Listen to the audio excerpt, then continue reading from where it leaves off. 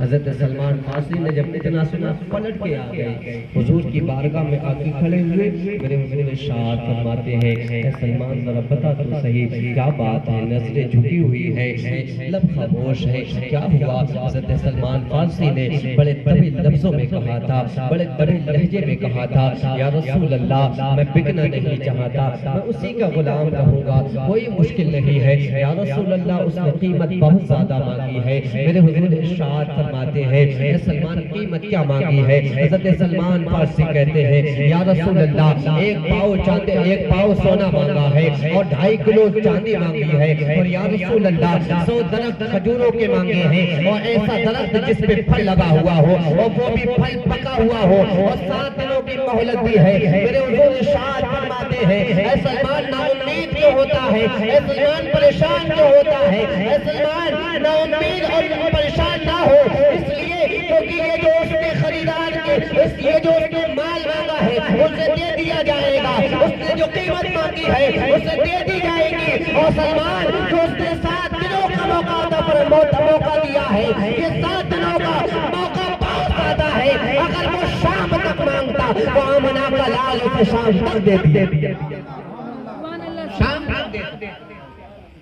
حضرت سلمان فارسی میرے حضور کی بارگاہ میں وقت ایک وقت گزرا، 1 دن گزرا، 2 دن گزرے، 3 دن گزر گئے، لیکن کوئی انتظام جھوم کے بولے سبحان اللہ، کوئی انتظام نہیں۔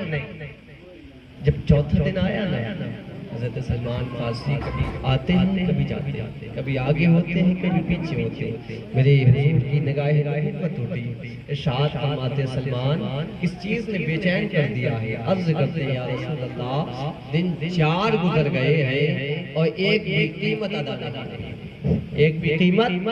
نہیں ہوئی، میرے حضور فرماتے ہیں ابھی کتنا دن باقی ہے؟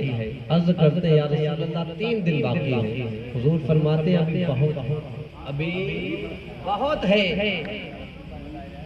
سلمان فارسی کا ایک صحابی آئے شام کے وقت، انڈا لے کر کے آئے، اور جیسے انڈا لے کر کے آئے میرے حضور ارشاد فرماتے ہیں جائے کوئی میرے سلمان کو بلا کر کے لے کے آئے، حضرت سلمان فارسی کو بلایا گیا، میرے حضور ارشاد فرماتے ہیں اے سلمان ذرا جھولی کو پھیلا، حضرت سلمان فارسی نے جھولی کو پھیلایا ہے، میرے حضور نے اس جھولی میں انڈا رکھ دیا اور ارشاد فرمایا تھا کتنا سونا مانگا ہے یا رسول اللہ؟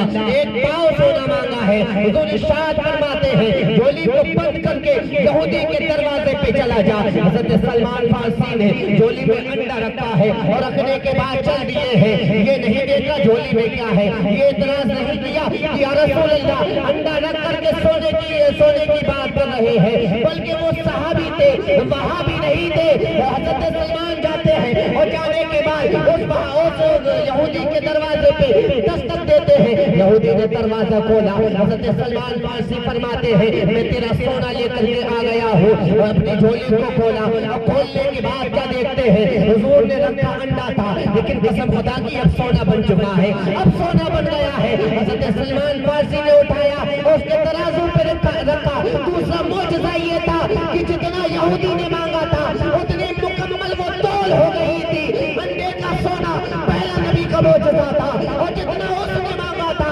اتنا وزن یہ دوسرا نبی کا معجزہ تھا۔ حضرت سلمان فارسی فرماتے ہیں اے یہودی ابھی تو سونا رکھ، اور سونا رکھنے کے بعد تیری دوسری شرط بھی مکمل ہو جائے گی۔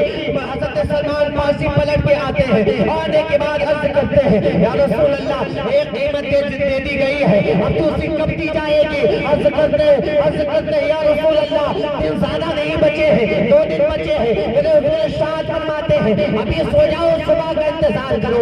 حضرت سلمان صبح کو آتے ہیں، نبی فرماتے ہیں جاؤ میری مسجد چلے جاؤ اور مسجد سے جا کر کے اس کی مٹی اٹھا لاؤ، جھولی میں بھر کے لے آؤ۔ حضرت سلمان فارسی جاتے ہیں، مسجد کی مٹی اپنی جھولی میں بھر کے لے آتے ہیں اور لانے کے بعد حضور کی بارگاہ میں پیش کرتے ہیں، میرے حضور نے نبوت والا ہاتھ رکھا اور رکھنے کے بعد فرماتے ہیں جا یہودی کے پاس جانے کے بعد اس سے کہہ دینا کہ میں تیری جتنی تو نے چاندی منگائی تھی اتنی چاندی لے کر کے آیا ہوں. حضرت سلمان فارسی جاتے ہیں اور جانے کے بعد کہتے ہیں یہودی تجھے سونا دے دیا گیا ہے, اب میں چاندی لے کر کے آیا ہوں. قسم خدا کی لائے کہ تب مٹی تھی, لیکن جب یہودی کے سامنے کھولی ہے تو مصطفیٰ نے ہاتھ رکھ دیا ہے.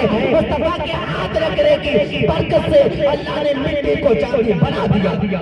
نعرہ تکبیر, نعرہ تکبیر, نعرہ رسالت, نعرہ رسالت, مسلک اعلیٰ حضرت.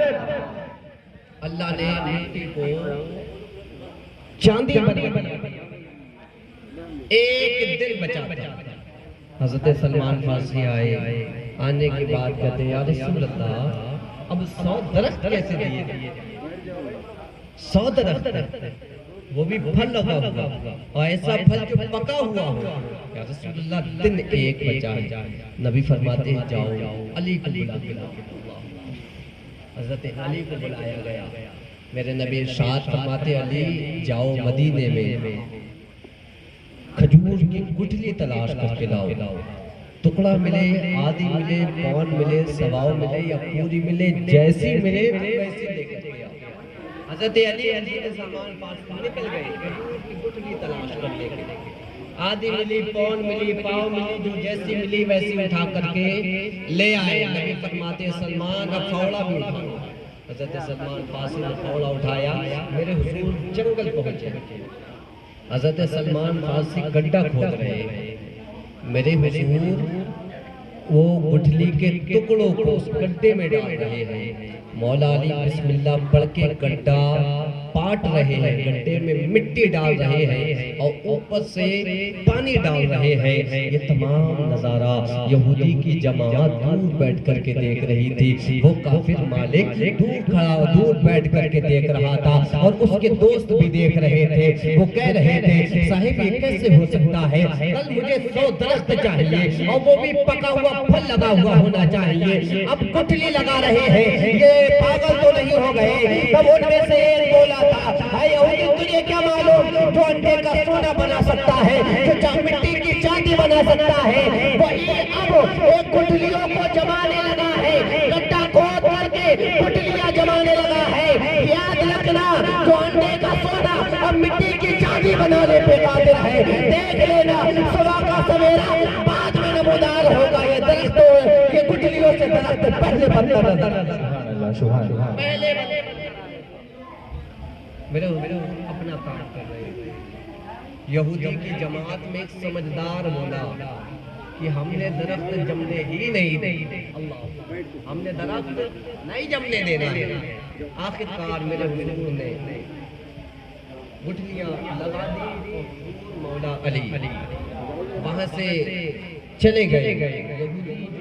کونے میں بیٹھ کر کے چھپ کے بیٹھ کر کے جو دیکھ رہے دوڑ کر کے آتے ہیں اور آنے کے بعد جہاں جہاں گٹھلی دبائی گئی تھی ان تمام گٹھلیوں کو یہودیوں نے نکالا اور نکالنے کے بعد ایک کپڑے میں باندھا, تکیہ بنا کر کے وہ سو گیا. مولا علی ارشاد فرماتے ہیں یہودی تمام گٹھلیاں نکال کر کے لے گئے اور ہم لوگ بھی چلے آئے تھے. آخرکار وہ یہودی تکیہ بنا کر کے سویا. ادھر سلمان فارسی اپنے بستر پہ پہنچے. یہودی تو سو گیا لیکن سلمان کو نیند نہیں آ رہی تھی. کل آزاد ہو جاؤں گا, کل کافر کی غلامی سے نکل کے رب کے محبوب کی غلامی میں آ جاؤں گا. حضرت سلمان فارسی پوری رات اپنی بستر پہ کربٹیں بدلتے رہے. جب صبح کا سویرا نمودار ہونے لگا حضرت بلال نے مسجد سے آذان دے دی. آذان کی آواز جب سلمان فارسی کے کانوں سے ٹکرائی ہے, حضرت سلمان فارسی نے اپنے بستر کو چھوڑا اور چھوڑنے کے بعد مسجد نہیں گئے بلکہ اس جگہ پر گئے تھے جہاں گٹھلیاں لگا کر کے آئے تھے. وہاں گئے تھے جہاں گٹھلیاں جمع کر کے آئے. حضرت سلمان فارسی نے اپنی نظروں کو اٹھا کر دیکھا. دیکھتے کیا ہے, ہم تو گٹھلی لگا کر کے گئے تھے, رب کائنات نے درخت بنا دیے ہیں, درخت اگا دیے ہیں. دوڑ کر کے واپس آتے ہیں, حضور کی بارگاہ میں عرض کرتے ہیں یا رسول اللہ گٹھلیوں کو جو ہے درخت بنا دیا گیا ہے, اب میں آپ کے پاس رہ جاؤں, اب میں آپ کے قریب رہ جاؤں. میرے حضور ارشاد فرماتے ہیں اے سلمان تو ہمارا ہے ہمارا, سلمان تو میرا ہے, تجھے ہم عزت سے لے کر کے آئیں گے, جا یہودی کے پاس چلا جا. حضرت سلمان فارسی نے نماز فجر پڑھی اور پڑھنے کے بعد یہودی کے پاس چلے جاتے ہیں. ہیں میرے نبی نے مولا علی کو ارشاد فرمایا تھا علی جاؤ میرے سلمان کو عزت سے لے کر کے آؤ اور اسے بتا دو تیرے 100 درخت لگ چکے ہیں اور ان پہ کھجور بھی آ گئی ہے اور وہ کھجور پک بھی گئی ہے مولا علی چلے ہیں جانے کے بعد دروازے پہ دستک دیتے ہیں اندر سے آواز آتی ہے من دخل باب دروازہ کس نے بجایا مولا علی فرماتے ہیں انا علی ابن ابی طالب میں علی ابن ابی طالب ہوں میں تیرے دروازے پہ کھڑا ہوں یہودی نے دروازے کو کھولا اور کھولنے کے بعد کہتا ہے علی بتائیں تو صحیح کیسے آنا ہوا مولا علی ارشاد فرماتے ہیں تیرے درخت جم گئے ہیں تیرا باغ جم گیا ہے تیرا باغ سج گیا ہے چل اپنے باغ کے 100 پیڑ چل کر کے گلے مولا علی نے جب اتنا کہا